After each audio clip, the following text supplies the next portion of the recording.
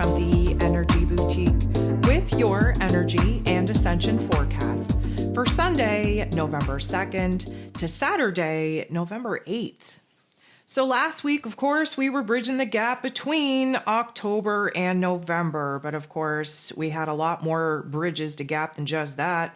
We had Mercury sitting at that 29th critical crisis karmic degree of Scorpio energy, kind of paying off with Neptune before shifting into Sagittarius energy. That took place on the 30th. And of course, that definitely put us in a totally different mental plane, different perspective. We were looking at life through a very different lens. Lucky for us, it was much more positive and optimistic than it's been. Now, that being said, Mercury's also slowing down because he is going to be going retrograde here on the 9th, which means that we're already in the pre-retrograde shadow period. And as much as we want to build and gain momentum and really fly high in that Sagittarius energy, Mercury is actively slowing down each and every single day. He's essentially being drugged, so to speak, which means that the insights, the positivity is also going to be slowing down. But it's not slowed down just yet. That wasn't the only thing that popped off on the 30th, though. We also had the first quarter moon popping off in Aquarius energy, nonetheless, and that definitely did a number on many people's headspace, mostly because with Mercury and Sagittarius energy and that first activation of the lunar phase that we began under the new moon in Libra taking place in Aquarius energy, that's a lot of information. That's a sudden shift in the electricity that we're able to actually bring in and receive from the other realms of intelligence. We're rapidly processing new perspectives. We're rapidly kind of processing new insights, if you will. And that really put a lot of people in an overwhelmed, energetic state. Now, that could have manifested in bouts of anger. It could have manifested in feeling manic. Of course, the positive side would be that we were receiving all of this information, data, details, and we're actively piecing it together. But again, the clarity that you would have to have in order to actually make sense of those particular activations as they were happening, not very many people have that amount of clarity to piece things together, to make sense, and to actually integrate that particular information into our being right away. So what did it do? It bounced all around. It got all jumbled up. It triggered and activated the central nervous system. It put our headspace in overdrive. And of course, that is never a very fun energy to try to ground out, to try to soothe or to calm. And of course, we're still kind of in October's energy as I'm coming to you here live Friday evening. First of all, thank you so much for being here. Secondary to that, we are experiencing Halloween. Now, that might seem just like an entertaining, quote unquote, holiday for the collective, but at the same time, there's some very strong mysticism. We have ancestral roots that definitely depended on a day like today where the quote unquote veil, it's not thin, it's non-existent. That's why there's this interdimensional bleed. That's why we're able to kind of connect to the spirit realm much stronger today than any other day in the calendar, because again, those that have come before us use this day as a ritualistic day, as a day of honor, as a day of respect, as a day of really getting in alignment with the energies and trying to manifest the best outcome for the year, in whichever year they found themselves in. Why is that important, you may ask? Well, because lineage is a big deal. And whether you want to believe it or not, whether you know it or not, we are walking around right now with the bloodline, with the pain, the trauma, and the power and the assets that many of our ancestors were walking around with eons ago. And so there's a very strong remembrance in our soul space, in our physical body as well, because of course that DNA holds remembrance. And it's just a very mystical day. And of course, as we kind of wrap today up and kick off a brand new month here tomorrow, it's also the Day of the Dead here tomorrow as well. So again, another highly charged day We're connecting to your ancestors, connecting to the magical part of what it is to have that common thread of remembrance run through incarnations and time and space and dimensions. It all gets triggered and activated. And it's a very weird energy to be kind of sitting in and sorting through. But at the same time, it is going to kind of reveal a lot more information, details, to us and for us that we're going to be able to work with throughout the month of November, which, by the way, is going to be an accelerated, pressurized state of a month because we're making up for some lost time here. The last 2 months of 2025, the year of 9, where we're wrapping up not only endings and closures out of this year, but out of the last 9 years, out of this incarnation, and out of many other incarnations, that it's taken us this long to actually be the version of self strong enough to do the work, to actually get those fragmented shadow aspects out of our consciousness, out of our DNA, not to cast them aside as if they are bad parts of self, but to integrate them so that we can start kind of operating from a new sense of completion and a perfected sense of wholeness. So with that being said, we are kicking off this week with a lot. Now, when I say to you that we got a lot going on this week, I know you're going to roll your eyes and say, oh, sweet Jesus, when are we going to get a break? Well, it's definitely not going to be this week.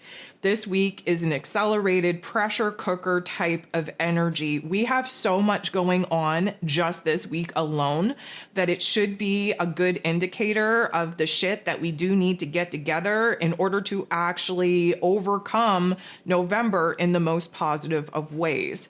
Why do I say that, you may ask? Well, if you tuned into the October energy overview that I put out at the beginning of October, I talked about how weird it was to kind of see all the different astro events, the energy shifts, kind of cluster F together. They were like 2, 3 at a time, back-to-back days, but then there was like a week-ish in between all of those particular events. So they were cluster F, but they were kind of sprinkled and evenly distributed over the course of the month. Now, November is not that, not even close. So again, I'm going to recommend, if you haven't already, to take a listen to the November energy overview. You can find that, of course, on my Patreon, and new, not that I wanted to start, talking about all the newness, but it's now available for audio download on my website.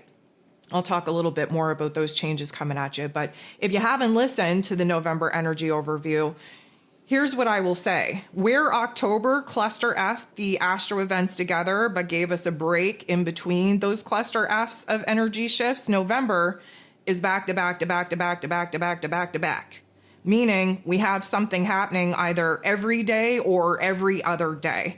And there's a lot more astro activity taking place in November than any other month that we've experienced thus far, which is very strange because typically speaking, I've been doing this for many, many moons now, and November is usually a quiet month. November is usually the month that we start piecing together all the kind of shit that hit the fan through October, because October is usually the crazy kind of month. Well, not this year. I'm not going to say October wasn't cray-cray, but of course we had eclipse season take place in September, which of course gave an alleviated type of pressure to the month of October. We were picking up the pieces and trying to balance things out in October, but it wasn't as crazy and chaotic as most Octobers were. November, on the other hand, it is not quiet. It is not easy. We are not going at a slow pace at all. There are going to be so many different events taking place here this month, different activations taking place here this month, that again, as I've been saying, we are kind of making up for lost time. This is going to be an accelerated boot camp training to try and get our shit together so that we are at the lightest load possible entering into the new year, which means that we have 2 months of a pressurized system moving through in order for us to tie up those loose ends. So I am going to recommend, if you haven't already, to get that November energy overview downloaded, available to you. Listen to that audio time and time and time again throughout the course of November, just to keep yourself on track and in alignment with those energies. So let me just first say that, again, November carries the vibration and frequency of 11. 11 is a master builder, master creator number. And so that's already a potent energy to work with. We're coming into the very first day of November, again, kind of in this mystical space of connecting to past, present, future revelations that are going to help us in the long term. So it is a very mystical setting. It kind of feels like we're, walking through a dream state, so to speak. A lot of that is because the moon is in Pisces as well. We'll talk about that once we get going here. But we're wasting no time because we have Mars, the god of war, ruling over our physical energy, drive, passion, desire, even our anger, nearing the final degrees of his rulership in Scorpio energy. And the beginning part of November, Mars is going to be sitting at that 29th critical crisis karmic degree, which means that he will be interacting in a favorable way with Neptune. Again, water on water action, that works for us. But he'll be moving into Sagittarius energy here on the 4th. And that is like manic, ADHD, optimism, positive type of vibe. But there's going to be such a restlessness take over our physical body. There's going to be such a energy surge moving through our physical body that this is really going to show us where it is that we're at in the whole energy management type of lesson here. And what I mean by that is that there's a very thin line between anger and passion. And we are going to discover that thin line very, very quickly here this week. There's so much energy that Mars is trying to contain within himself because he wants to take action and make moves, specifically in Sagittarius energy, on new ideas, new perspectives, new adventures, if you will, that we are having a hard time keeping that energy in. There is a restlessness, there's an ants in our pants. We want to build and create something new, but of course, all the other energy is really suggesting that we're not in the particular I'm going to call it supportive energy in order to do that. We're wrapping shit up. We're tying up loose ends. We're in Scorpio season. This is a time of death, ending, and closures. The rebirth, the resurrection will come on the final day of Scorpio season under that new moon in Scorpio at a 28 degree, mind you, the second of 6 that we will be experiencing as we close out this astrological calendar. But Mars sitting at a 29th critical crisis karmic degree and then being pushed into this manic state of restlessness, that is going to be a lot of energy for us to contain. And we're not even going to know what to kind of blame for the state in which we find ourselves in, because just one day later on the 5th, we're going to have the full moon in Taurus pop off. And that's going to be at 13 degrees, 25 minutes. And I think it's a very interesting dynamic because, of course, there will be forecasts to kind of back up all of these astro events coming at you. But the full moon in Taurus in particular has so many different activations taking place at the absolute time that the moon is exact. But yet, when you look at the day of aspects, there's only 5. That is a quiet, quote unquote, quiet day in the cosmos. But a full moon is anything but quiet. Taurus energy, yes, a fixed earth sign, wants to be grounded, wants to be stable, but a full moon is here to fully illuminate where it is that you're desperately holding on to the way that things currently are, that you don't have the time, energy, and space to build and create things in the way that you need them to be a vibratory match with who it is that you currently are. And the interesting part about that is that Venus, who rules over that Taurus energy and essentially rules over that full moon, she's going to be at 29 degrees in her other rulership in Libra energy. So again, another 29 degree placement. We have the masculine energy of Mars hitting that 29th degree before moving into Sag. The full moon is popping off with Venus at that 29th degree in Libra. And of course, we have Neptune retrograde sitting in his rulership at the 29th degree in Pisces. So you know that that is a recipe for endings and closures, for a dramatic release, for a major shakeup and major wake up. But again, you're not going to know what is actually going on and what to blame or what to pinpoint as far as the way that your feeling goes, because the next day on the 6th, Venus leaves that Libra energy, leaves that 29th degree, and moves into Scorpio energy. So here we are in Scorpio season with the goddess of love, beauty, worth, pleasure, and money now moving into Scorpio energy, which is a very interesting dynamic because she was hypothetically speaking trying to envision the changes that she should be making in her physical realm, specifically where routines, relationships, and money matters are concerned. But she was so hella indecisive in that Libra energy, teeter-tottering on the fence about everything, that she couldn't commit. Why? Because there was nothing really exciting enough for her to actually commit. And when she does a deep dive in Scorpio energy, that's where the passion and the desire becomes so strong within her that she's able to easily cut off people, places, and things that don't match the want, need, and desire of this new realm, this new reality that she desperately wants to absolutely start building, start manifesting. So that in itself is a change and a transformation. We're going to see that particular shift take place under the post-full moon influence. And of course, again, it's going to be very hard to pinpoint what you're thinking, what you're feeling, what is triggering and activating this, because one day later on the 7th, Uranus, the Great Awakener, is leaving the 0-degree Gemini energy that he's been retrograde in, and he's going back to the 29th degree in Taurus energy. So again, I go into depth and detail about what all this means in that November energy overview. But let me just say, if you've kind of connected the dots here, we have a lot of 29-degree activations. 29 degrees is an absolute get your shit together because you're not going to have another opportunity to do so type of degree. It's a perfection degree, it's a mastery degree, and we have all of these planets coming back into the energy that we began 2025 in, that we couldn't wait to get out of, that now suddenly, with a different set of eyes, because of course we were exposed to a new realm, new reality, a new version of self that we had to be that we weren't yet. That was so overwhelming, we didn't know what to do with it. We weren't ready to boss up into the roles and responsibilities of actually being the creator energies that we need to be in order to rebuild our realm and reality according to this new version of self.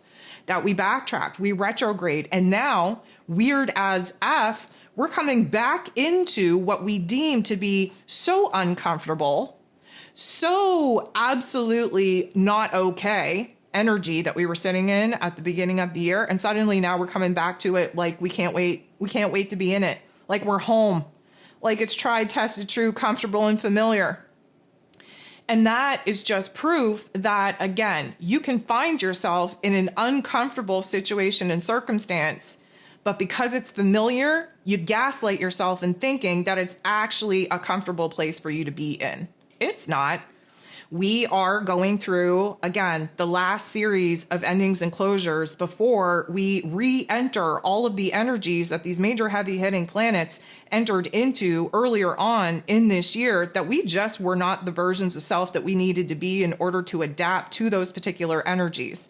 That's why I continue to say that 2025, the year of 9, has been a dress rehearsal year. We are going to get a redo, but when I say to you that the permanency of the energy, of the actions, of the thoughts, of the ideas, of the anything that we initiate upon moving into 2026, that is permanent. That is the actual vibration and frequency that we are essentially locking in to build our quote unquote new earth upon. There will be no more redos. Okay, the practice that we have been kind of pushing ourselves through, and many people actually resisting throughout the course of 2025, it's coming to a head. And this is why the last 2 months of 2025 are going to be an absolute shitstorm of energies, because again, we're not just closing out particular transits here, we're closing out cycles of thousands and thousands of years that just happen to be overlapping in such a way that makes us feel like we're going cray-cray. We're not. We're just in an adjustment period, and adjustment periods are never fun. We have never witnessed this type of shift take place on the global stage. We have never experienced this type of evolution, of enlightenment, of empowerment happening to our ego avatar as many times as it has already in one singular incarnation. May I remind you that you've been training for this particular lifetime for thousands and thousands of years. And it is likely that this is the first time, the first incarnation, that you've been strong enough to do the freaking shadow work that we've been doing in order to, again, be the link in the chain of our lineage to break that lineage off so that we do not create the toxicity, the pain and the trauma in the next chapter of the lineage that will be coming from us. So every single time that you heal something within yourself, that reverberates through bloodlines back to your ancestors and ahead to future beings. And this is why this time is so hard. This is why people are losing their minds, losing their shit. It is a very difficult time, very difficult space to be in. Anywho, Uranus is going to be retrograding back into that 29th degree.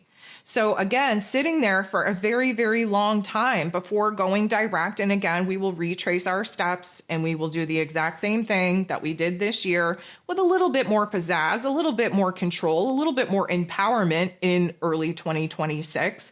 But again, this is the unwinding, the unraveling, the peeling back of the existing layers that absolutely have to be removed before we move on, before we move forward. So that's a lot. That is 100% a lot. And again, this is going to be the last week that Mercury is going to be direct. And yes, he is slowing down day by day, degree by degree, but he will be going retrograde November 9th, and that's going to be at 6 degrees, 51 minutes of Sagittarius energy. So we will be eventually dipping back into that Scorpio energy, and that's why it was so important that I pointed out last week, pay attention to what was going on for you. The conversations, the ideas, the general cluster F of energies, because at that 29th degree, we're going to be visiting that again. And with all of these other placements at 29 degrees, there's going to be a lot of interaction, good, bad, and otherwise, in order to break us out of the holding pattern that we've had a very hard time flipping the script upon. So this week, like I said, we begin the week and the month under the Piscean moon, which is an indicator that we're wrapping shit up, especially emotionally speaking. But that's that mysticalness, that's that, high vibration and frequency, that's that hypersensitivity. That is why we enter into the month in a dreamlike state. But do not be fooled. We will not be sitting in that dreamlike state for very long. Specifically, when Uranus retrogrades back into that Taurus energy towards the end of the week, after, all the activations that I just rattled off, that is going to be a collective awakening. And that it means that even if you've already awakened 40 times already, because again, the awakening process doesn't happen once, it's cyclical, it spirals in nature. This is another individualized awakening that we have coming at us here this week. Yes, the collective is going to feel it. And therefore, if you're an energy worker, if you're a grid keeper, you're going to have to feel the darkest parts of those collective energies. Thus, why we're in Scorpio season, the alchemist of the zodiac, where we're able to take that darkness, turn it into light, where we're able to take that pain and turn it into power. Thank goodness for that. But we're going to be kind of working overtime here this week to not only keep our own shit together, but to understand that there's a high level of processing of the collective's junk and gunk as we kind of release and purge those darker shadow parts of the collective with all of these activations coming at us here this week. The indicator that we begin the week from the moon shifting out of Pisces energy and into Aries energy is very representative of the endings and the beginnings that we're still doing the cha-cha-cha in between.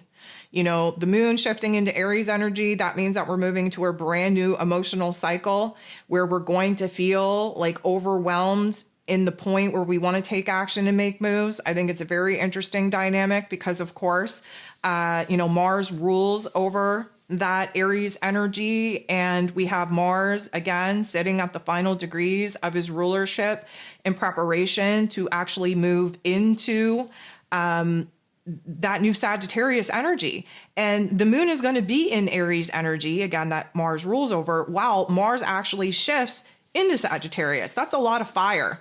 And in case you haven't noticed, in case you haven't kind of taken a peek at the daily elemental energy profiles that I post for the energy forecasts, we have been overwhelmed with water energy, 7, 8 aspects in water energy. And that's very hard to compete with. But, when the moon shifts into Aries energy, that gives us, a little bit of fire. Emotionally speaking, we're going to have a pep in our step. We're going to be a little bit more rebellious, a little bit more activated. in the emotional realm. When Mars shifts into Sagittarius, of course, that's going to give us another fire aspect to kind of dry off, if you will, from all of this emotional and intuitive saturation that we have to go through Scorpio season. And I think that the interesting part that many people are likely going to struggle with is not only that full moon in Taurus, which of course is going to be a hard activation of release and detachment, because a fixed energy never wants to let things go, specifically a fixed earth energy of that. Convince yourself that you've built a little bit of a comfort zone for yourself when realistically speaking, you're stuck in a rut. You're stuck in autopilot. And the more you do the same old thing each and every single day, the more and more you hardwire the neural pathways of your ego programming. And that means that the more and more power and control you give your ego programming to take the leadership role. And of course, that's not where we want to be. We want to let that higher version of self take control and take leadership and take that creator ability and lead us into the next chapter. But in order to do that, you have to create new neural pathways. And in order to do that, you have to spice up your life, spice up your day. So that being said, Uranus's activation here this week, on top of everything else that I've already mentioned, that's going to be the brain buster. That's going to be where we are essentially, I'm going to say, spit out by the universe. The whole point of Uranus going retrograde in that Taurus energy is to revisit where it is that we're overly attached to not only keeping things the same, but to our materialistic realm and materialistic possessions, because we have to kind of, I'm going to say, downgrade. We have to move more into a minimalist type of lifestyle.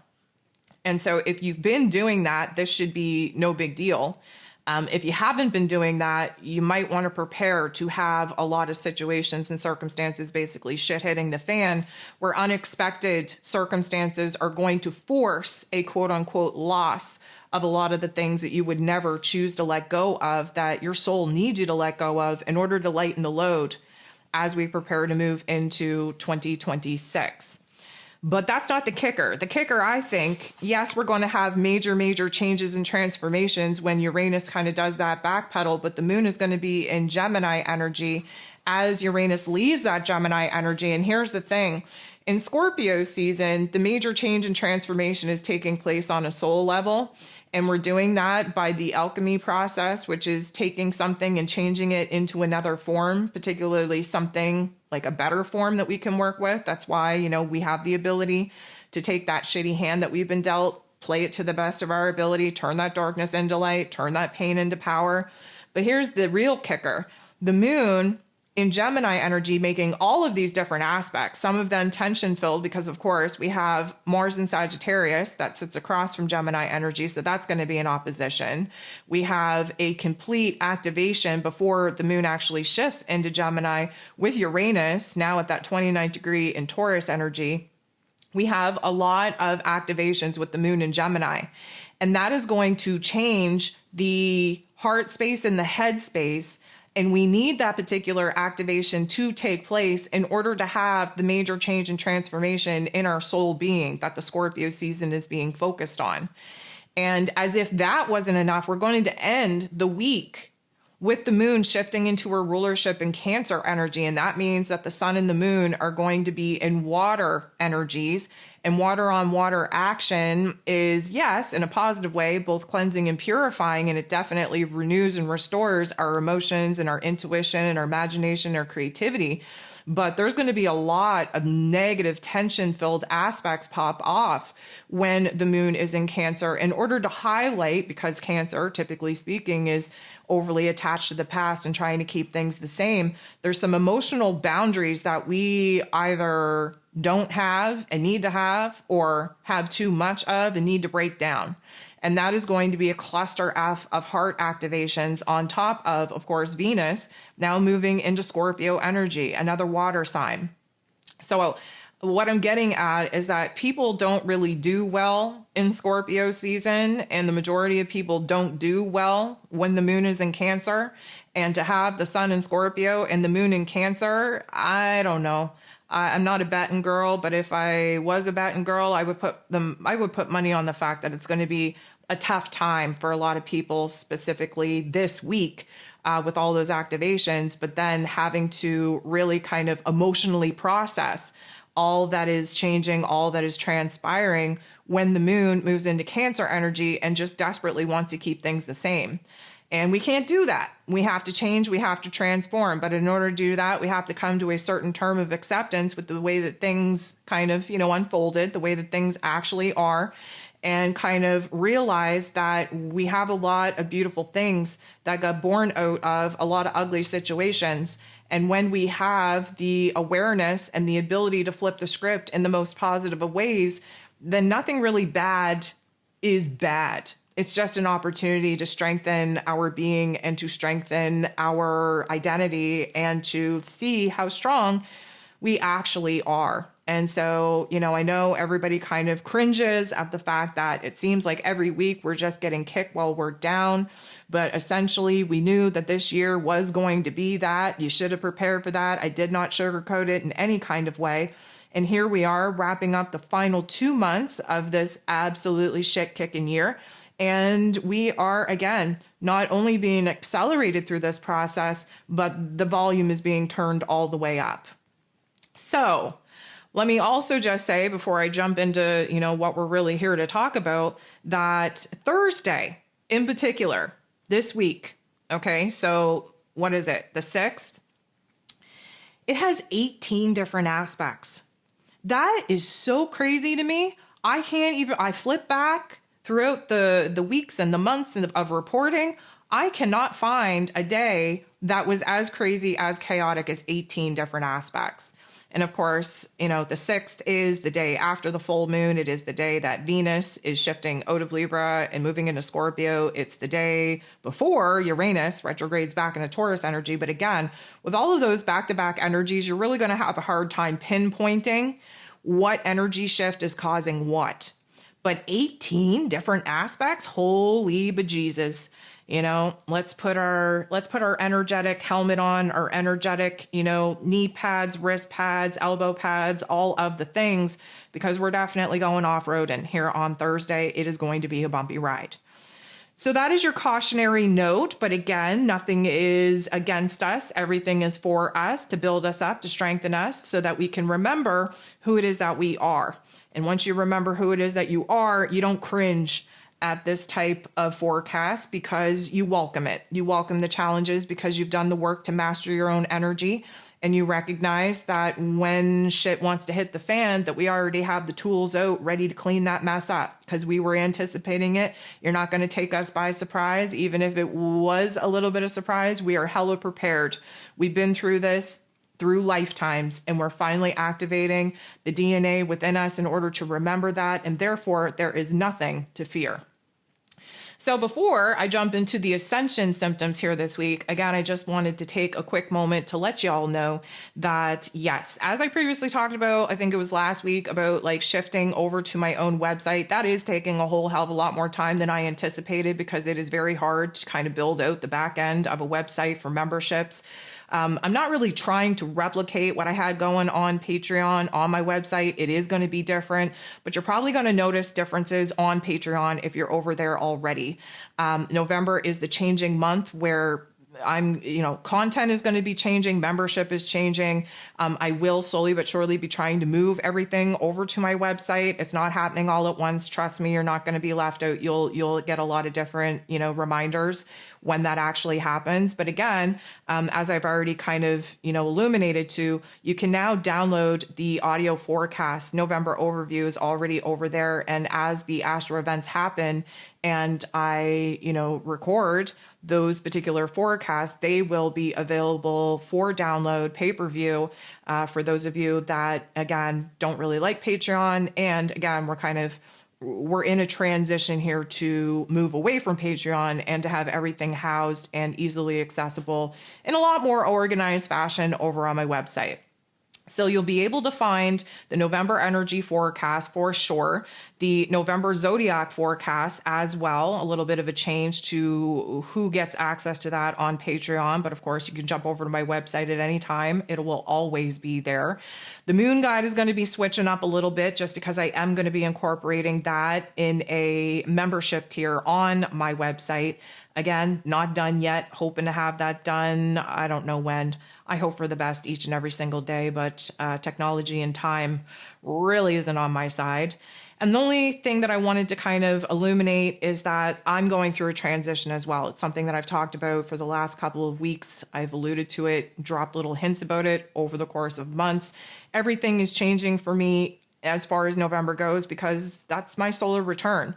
When I talk about the new year, yeah, for most cases, I am talking about 2026. But when I'm talking about my individual life, my new year begins in November.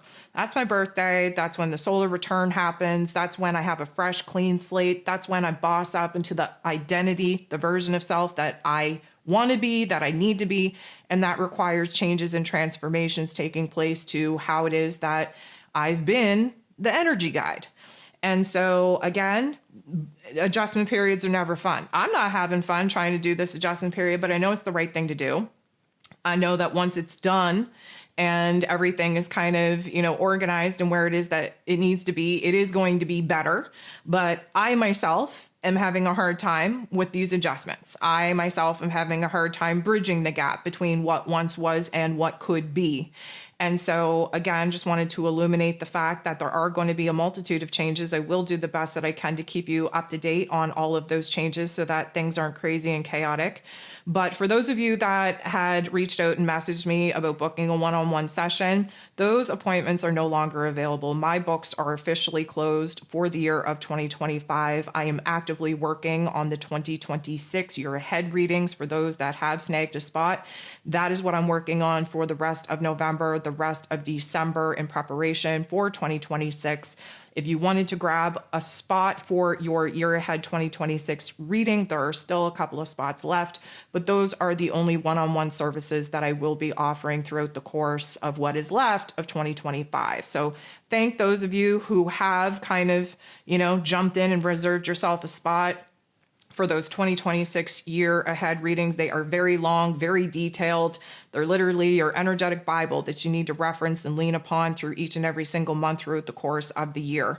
And so, yes, my books are officially closed. Thank you so much to those of you that, have snagged a spot for those one-on-one sessions throughout the course of 2025. I do have some new things coming at myself and at all of you in 2026, but I'm not ready to talk about them yet. So I will definitely keep you posted. Okay, let's jump into some of the Ascension symptoms that we're gonna have to be on guard about. We're gonna have to kind of expect being thrown at us here this week. Again, there's a lot of energies. It's all back to back. The minute that we step into November, aside from November 1st, because November 1st, the Day of the Dead, is very calming, very soothing, very eerie, very weird, very mystical. It's like the time between time. It's always a very weird, energetic day. But once we move into the second, game is on. And the universe definitely hits the fast forward button and turns the volume up on the energetic pressure right away. And again, we dive into it. So we're coming out of a dreamy type of euphoric type of nothing is real type of state at the beginning of the week, but we are waking up rather quickly, specifically when Mars jolts into Sagittarius energy. So, starting, I'm going to try and stay organized, but starting at the top and working our way down, of course, head and crown activations are going to be the top of the list. And those head and crown activations are coming from a couple of different aspects here. First of all, Mercury is slowing down, even though he is in Sagittarius energy, and we are focused on the big picture and we are trying to be excited and positive for the possibilities of what could possibly be. Uranus shifting is putting us in a situation to take a look at what once was, or what is still left over from what once was. And so the cluster F of, really wanting to project ourselves that far into the future in order to evoke all the excitement and passion and desire in order to keep us going here kind of gets snuffed out by the reality check. the awakening of holy shit, I'm back in this Taurus energy. And oh yeah, I forgot that I left the house without cleaning up, right? It's like going on vacation and not cleaning your space up to come back after vacation too. And you walk in after you've been rested and really enjoying yourself and a little bit, you know, in a recalibration mode, and you bust back into your house and the laundry's all over the place and there's still dishes in the sink and there's moldy food in the fridge because you didn't bother to clean that out. And you're like, oh, damn. Okay, well, as excited as I was to kind of keep this momentum going, I guess now I got to do the nitty gritty and clean up the mess in aisle 5 like I should have done at the beginning of the year before I left on vacation, but I did not. So there is this like head activation that is taking place at the beginning of the week. It's very spacey, very dizzy, because again, we're in this mystical dreamlike state. But as we slowly, I'm going to say slowly wake up, but really it doesn't happen slow at all. It's like a jolt awake. It's like being in a very deep sleep. And then all of a sudden somebody coming into your room, screaming on the top of their lungs and shaking you out of that deep slumber. And you're on alert, but you're also immediately in crisis mode, and your adrenal glands are pumping all of this adrenaline through your body, and there's ants in your pants and your head is spinning and you're not really sure whether you're still sleeping or whether you're wide awake. There is a little bit of time that it takes for your mental plane to actually get in alignment with what is real, what is true, what we're currently dealing with. And that split in energies between Mercury slowing down and Uranus moving back into what is quote unquote comfortable and familiar, but technically it's not comfortable at all. It's just familiar. That's going to be very hard on the head. And specifically under the full moon in Taurus, our head is going to feel very large. We're going to have what I like to call bobblehead syndrome. It is when your head feels huge, like a bobblehead. It feels way bigger than your body, feels heavier than your neck is able to support. And the interesting dynamic is that there's like a muffledness to the energy, to the world around us. It's like we're there, but we're not really in it. It's almost like the sounds are a little bit muffled, and the sights, the vision, the visual field is a little bit turned down. Everything is just off. And that full moon is trying to fully illuminate where it is that we have a death grip on the old, and where it is that that death grip is going to F up our ability to create the new if we don't let it go, but we're holding on for dear life. And that's a very hard thing to grasp. And our head space, because it feels very large, very bobblehead-like, and we have all of this kind of pressure, there's this spaciness that we're really not connecting the dots. Like, we know that we're alive, we know that we're awake, but everything just seems weird. It seems like a TV show. It seems like it's fabricated. It feels like everything is off just slightly. And so, you know, the disassociation, the confusion that comes with that, that's one thing. But even just the way that we're thinking, it's all kind of, it's in surges. And it's like we're getting electrically zapped in our headspace. And we technically are, because Uranus is helping us to break through those old neural pathways. And essentially, we are trying to rewrite and recode new neural pathways that, again, help us to orient to the soul self, kind of taking the lead and taking charge. But we're feeling it in real time. And it feels like our mind is racing and our mind is jumping from one idea to the next, but we can't actually focus on anything. And what's even more difficult is that we can't speak properly. We can't articulate what's going on in our head. We go to open up our mouth and words just kind of fall out of there willy-nilly, making words up as we go. And of course, I'm notorious for that, so I can't wait to see what I make up under this week's influence. But it just feels like there is a major disconnect going on between our inner realm and our outer realm. What is real? What is not? The old versus the new. There's a lot of activations really highlighting the distance, the gap between where it is that we've been, where it is that we're currently are, versus where it is that we desire to be. And of course, all of that has to take place, transpire, change, and transform in our headspace before we're ever going to see it in our physical realm. But one thing that is, it sounds uncomfortable, it sounds painful, and at times it actually may be, but this is going to lead to huge breakthroughs. This is going to bring the clarity that we've been lacking. And most of the time, clarity on where it is that we're actually creating more of a problem than there needs to be by avoiding and resisting and procrastinating on the shit that we should have done earlier in the year. And that's going to start making a whole hell of a lot more sense as this week kind of unfolds. But it's also giving us like new ideas to research, to do, to pursue that we could percolate on.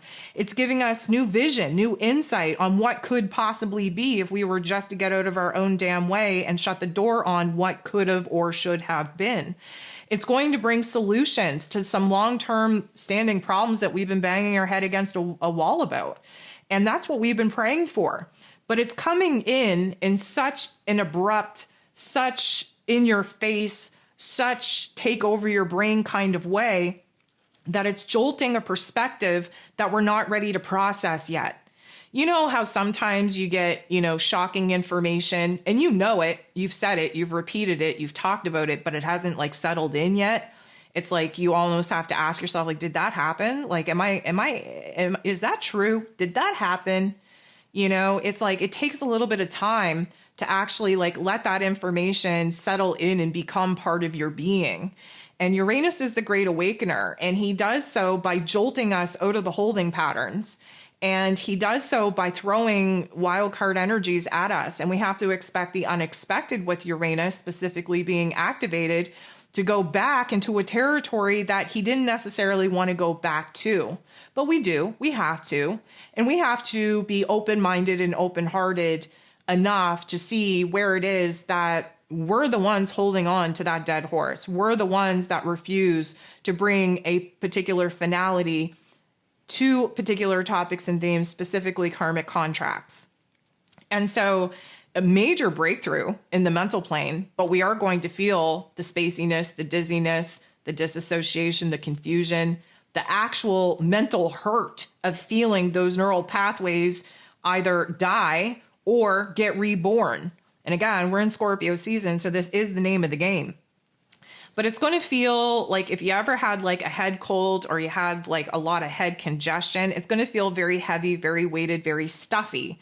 And a lot of that is, and here's a lovely thing that I say very often, when I'm overwhelmed or I have too much information going through my brain, or I'm, jumping from one thought to the other and can't complete anything, I will say my brain is full. I can't take any more information in. I can't think about this anymore. My brain is full. So whether it is the actual sensation of feeling like there's too much on your mind, too much processing, too much thinking, too much analyzing that makes your brain feel full, or the actual, physical sensation of having head congestion and feeling like your head weighs about 150 pounds, there's going to be a sense where your head feels full. And again, adding to the sensory type of situation where everything is kind of muffled, everything is kind of there. It doesn't feel like we're experiencing things in real time. There's like a delay in audio. There's like a delay in the visual, because again, you have to understand that our senses are picking up on information, data, details all the time. It does take a certain amount of time to send that information to the brain. It does take the brain a certain amount of time to kind of formulate what we're supposed to do with that. And, information travels at the speed of light, but it takes our brain a little bit longer than the speed of light to actually make sense of things. And that's why the concept that there's no real actual now, nothing is actually happening in real time, because it's not. The amount of time between your auditory processing and actually being able to make sense of that is a huge gap. The ability to see something and actually have your eyes bounce all of those light ray spectrums off the back of the eyes, where there's reverse mirrors and inverted type of projections in order for your brain to see everything upright, when realistically we're picking up on the inverted atoms and the light spectrum that is always on the reverse that our brain has to piece together in order to make sense of things. Anyways, the point of the matter is that the brain is a very complicated thing. It's a very complex type of thing. And as we're breaking neural pathways down and as we're building new ones up, the lag time in between our sensory inputs and the actual time in which we realize that things are changing and things are real, that time is going to be very long and drawn out here this week. Time is changing. Yes, the acceleration of time is definitely going to be felt, but the processing time in our brain space is going to be slowing down. And so that's going to be an interesting cluster F in order to realize that we are actually not experiencing life in real time, because the experience that we're reliant upon is when the brain tells us what that experience is, and the brain is lagging, piecing together that particular information. It is not processing it at the speed of light. It is taking much longer here this week. So what I would say to that is, like, you may have a lot of, I don't even think it's a headache. I don't even think it's a moving head worm like we've talked about in previous forecasts. I think it feels more bobblehead-ish. I feel like it's going to feel hard to hold that head on top of your neck.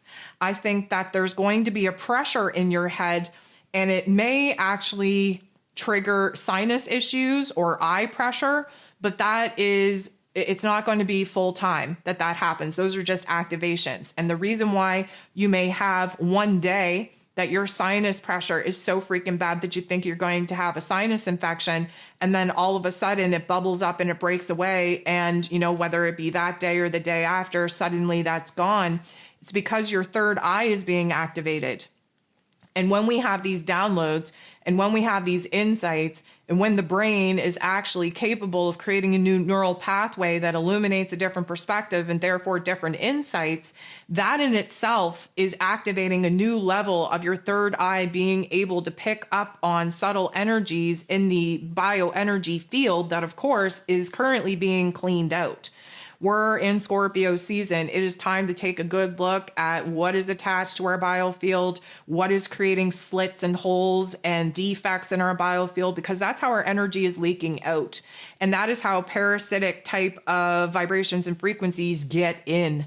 And that is why you have to know thyself in order to heal thyself. You have to know your own vibration. You have to know your own energy. You have to know your own thoughts in your head, because newsflash, spoiler alert, the war that is currently alive and well is not just spiritual. It's for your attention.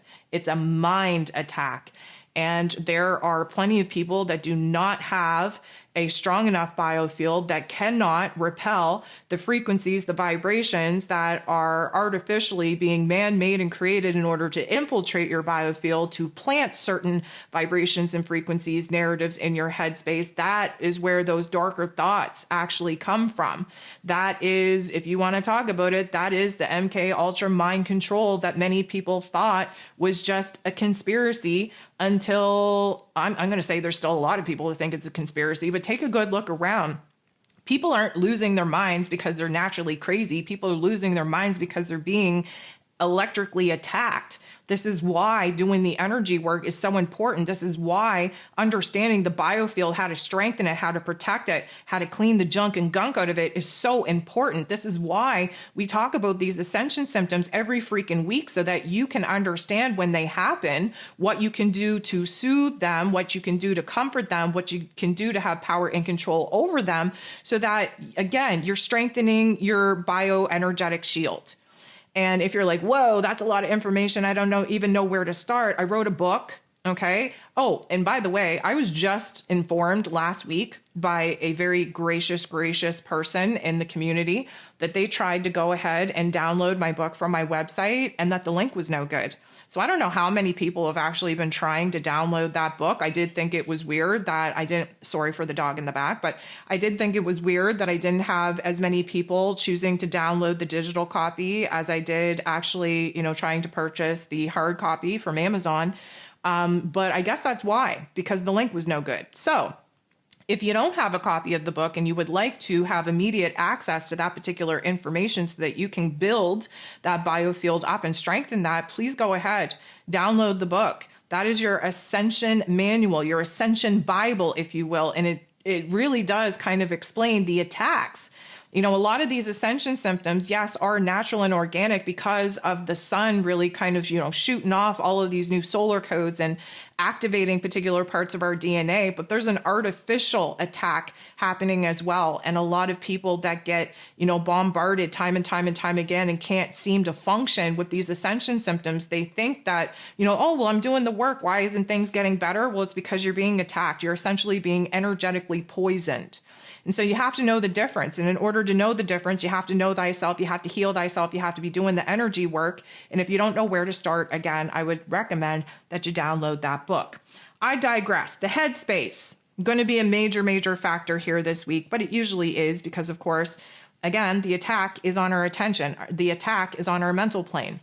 But what we're growing, what we're strengthening is our focus, is our mental dexterity, is our ability to create new neural pathways. It just happens to be a hella uncomfortable in doing so.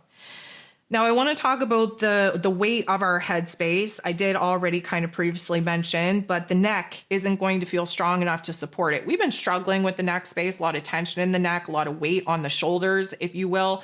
And we're going to feel that even more so come the full moon in Taurus, mostly because that Taurus energy is definitely being triggered and activated to bear the weight of the world, so to speak. We do hold that tension in our jaw. We do hold that tension in our neck. And because our headspace is going through a major activation here this week, it just makes sense that there's going to be more tension, more conflict, more instability in those particular areas of our bodies as well.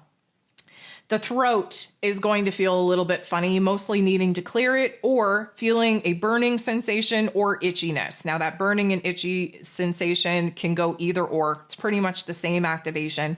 But with Mercury actually slowing down and preparing to go retrograde and being in Sagittarius, we're thirsty, we're dry, there's this burning, there's this itchiness in the back of our throat, we're clearing things out constantly. It's just an agitation. And with our neck not really feeling as supported as we would like it to, and our head feeling way heavier than it normally does, the throat and the neck are definitely suffering because of it. But also, we are coming into a particular time where a new truth is forming and we want to speak on it, but we're not going to be able to speak on it because Mercury's going to retrograde before we get to speak on it, which means that there's a lot of fire energy that we're holding in our mouth space. So I wanted to kind of take you down to the heart space for a second. We're going to have major heart activations here this week. So that means, rapid heartbeats. That means flutters in your heart. That means, palpitations that you don't normally have. That means maybe a gas bubble around your chest space. There is a lot of fear and anxiety that is going to creep up, specifically with Venus sitting at that 29th degree in Libra energy as she anticipates, there we go, as she anticipates moving into the Scorpio energy. And of course, that's taking place under the full moon in Taurus that she 100% has rulership over. So it's almost as if, we're on a roller coaster ride. We signed up for it. We sat our asses on it. The ride is beginning. It's creeping up to the highest peak before it kind of holds us there in a pause state before we're essentially dropped down on that roller coaster and we start kind of, we start building the momentum that is going to carry us through this roller coaster ride. That is the pit in our stomach. That is the uncertainty, the instability, the anxiety that is going to be triggered and activated in the heart space because we know that things are about to be moving at a very fast rate. We know that push is coming to shove. We know that we have to shit because we have to get off this pot. We're not going to have a choice in the matter. We carry a lot of that anxiety, a lot of that tension in our heart space. So when Mars essentially moves into Sagittarius and we have all of this ramped up energy in our physical body and, the ADHD squirrel brain comes out to play, we're half manic and we can't sit still. And there's a lot of twitching going on in our body and tremors kind of going on in our body. Side note, restless leg syndrome, especially at nighttime, going to be a hell of a task and a chore to calm down here this week. It's also going to create a lot of anxiety because, again, the thin line between anger and passion, between understanding the strength of taking action and equally the strength of pausing and having patience in order to wait for the appropriate time to take action, that is bubbling up at the seams. That is a lot of energy to kind of get a grip over. and kind of throwing that into all of the other activations that we're having this week, that's probably going to be the hardest thing to manage, which is our energy. Staying calm, cool, collected while we're absolutely just being ripped apart and torn into two pieces in our inner realm. So that heart activation is going to be playing into the rapid progression and momentum of the energy building as well. And so when I say to you that, pay attention to your heart rate, pay attention to your blood pressure, pay attention to the blood sugar that you have, because there's likely going to be a major spike and then a major dropout of that energy as well. We just have to be mindful about the physical body and what we can do to take the best care of it possible. And again, I'm going to reference that you get a copy of my book if you don't have it already, because there's practices in there, there's routines, there are essential oils, there are breathing exercises, there are energy activations. The solution that you need for each and every single activation and transit is in that book. And that's why I say it's like, the only manual that you would need in order to understand what the F is happening to your energetic and to your physical body. So the inner realm is going to be jacked up, like need for speed. Really, it's going to be manic, okay? But the physical body is low and slow, and it is going to be struggling. It is going to be very heavy and weighted. It is hard to harness all of this inner realm energy while our physical body just wants to sleep, wants to curl up in a ball, wants to sit this one out. And when we're talking about sleep, of course, our sleep state is ever changing. I think there's going to be less sleep. But the sleep that we do have, it's going to be very deep, way deeper than normal. And it's going to reveal more profound messages, more crypticness, more in our dream state, like receiving unconscious messages from the higher realms of intelligence, more understanding, more revelations in a shorter, deeper sleep time. So that is definitely going to kind of mess things up again. Again, when you are waking up, it's going to take a long time to wake up. And then when you're supposed to be winding down and going to sleep, your body's going to be jacked. It's going to be a very hard thing to do. This is a very extreme contrast here this week. So we're kind of fighting ourselves to meet ourselves in the middle. And the physical body isn't as hyper as our inner body is. And, when we're supposed to be going to sleep, we're going to be jacked up and awake, vice versa. The tingling is still going to continue to happen, specifically around Uranus's shift. Uranus brings in all of the nervous system activations in order to break out of the holding patterns. And sometimes we need to have such dysregulation in our nervous system, feel absolutely anxious, absolutely zapped, absolutely overwhelmed, so that we reset the system. And sometimes you have to hit those particular brick walls before you're willing to try something new to calm, to soothe, to comfort said central nervous system. And so the tingling in, the hands, the feet, or different areas of your body, just take a note of where those tingling sensations are happening, because that is where the real energy is trying to break down the blockages in your meridian channels in order to open up those channels so that that energy can flow freely. Let me just remind you guys, we haven't had this level of energy before, okay? We haven't reached this level in the solar cycle before. We haven't had this much energy be 100% raw dogged onto Earth right now. Like, the atmosphere is not what it used to be. We are not as sheltered from some of these zaps coming from the outer cosmos as we used to be. Like, it is okay if you feel absolutely shit baked because you haven't been able to practice harnessing this much energy in your physical body before. So this is where recalibrations get really tough, because what you used to do in order to soothe your body with particular activations, that's not working anymore. You got to try something new. So all of this, of course, is going to have a major implication on our digestive system, which, of course, holds most of the nerves in our body anyways. That's why digestive issues are always on the Ascension symptom list. And specifically because we have a lot of emotional processing to be going through here this week, there's a direct correlation to the state of our digestive system based on how we're thinking, how we're feeling. Now, specifically, I think it's going to be more burpy than anything else. We have a lot of air again, a lot of new thoughts, new ideas that we have to process. I think there's going to be a lot of gas bubbles, a lot of air bubbles. Again, I talked about how you could feel like you have an air bubble like under your rib or around your chest as a heart activation. Well, that is stemmed from the digestive system as well. Like our heart chakra is going through a major evolution, our solar plexus is going through a major evolution, and that is going to have a direct effect on our digestive system. So there is a weird sense of bloating, but of course we are in Scorpio season, so water weight is definitely a thing. But this is going to have a major impact on our appetite changes. And I think that most of those appetite changes are just going to be emotional eating. I think it's going to be a heavy attempt of trying to ground, specifically under that full moon in Taurus. We love food, right? Taurus energy, we love food. But there's an attempt to kind of soothe and comfort through using food.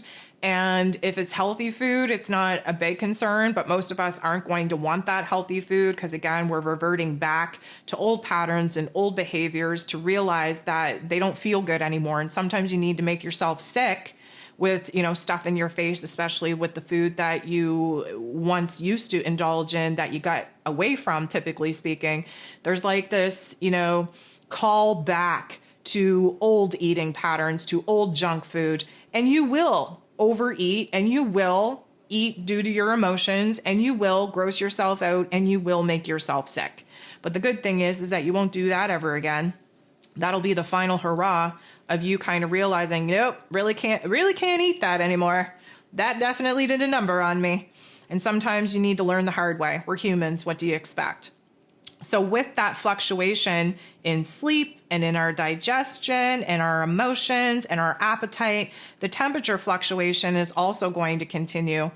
I think that for the most part, we're going to be running cold. Okay, it's going to be a cold temperature to break out of, but the hot surges of energy that come in, they spike.